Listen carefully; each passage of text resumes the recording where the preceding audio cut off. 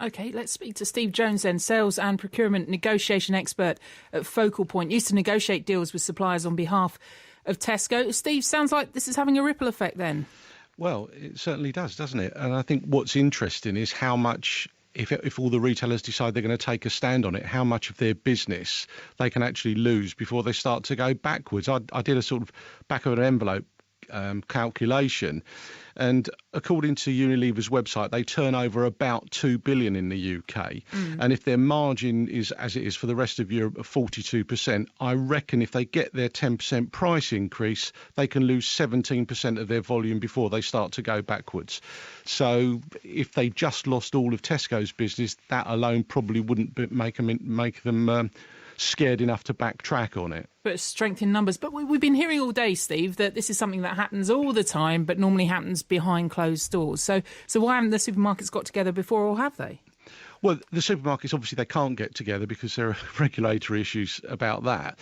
But I think these things happen all the time. And so why leak this news now, then, if it was leaked? I think the reason they're doing it is, and obviously I can only speculate, but I think one of the issues is they're frightened that this is going to open the floodgates, and everybody that has any potential argument for increasing prices for anything that's either partly sourced or entirely sourced in Europe is going to start jacking the prices up.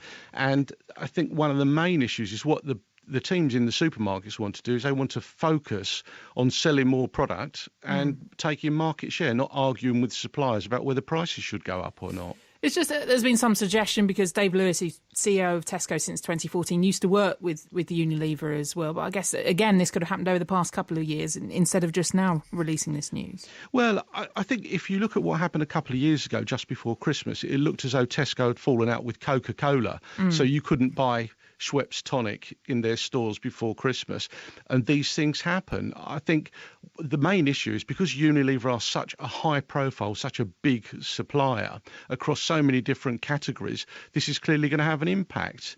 And I think one of the things is, if one retailer decides, for instance, they're going to cave in and just pay Unilever's price increase, Unilever have got products that are on the consumer agenda that consumers will go somewhere else to buy. One word, do you think that will happen, though? No. Steve, thanks for your time tonight. Steve Jones then from Focal Point, 5:19.